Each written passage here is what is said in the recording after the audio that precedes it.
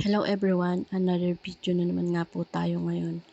And for today's video, nainom ko nga muna si Mami Pig kasi kailangan niyang uminom ng maraming tubig dahil nga sa nagpapadede siya para dumami din yung gatas niya.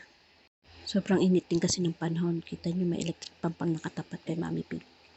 After ko nga magpainom, ayan, pinala ko lang yung pupo niya at saka yung ginigang kasi basa na din ng wiwi niya. Nasa trabaho kasi si daddy niyan kaya ako na yung gumagawa niyan. Sabi nga, ang mag-asawa nagtutulungan, hindi nagbibilangan ng ginagawa.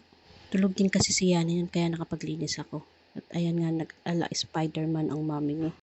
Parang nga makalipat ako sa kabilang side at nilinis ko din kasi yung kabilang side na yun. Sa ngayon, amoy baboy tayo. Pero sa susunod, amoy pera na tayo. Hala, amoy pera. Amoy pera lang pero hindi ko sasabihin wala. Sakto lang. After nga nun guys, pinalitan ko yung kinikan niya. And then, tapos na ako maglinis guys. That's all. Thank you for watching. Paalam!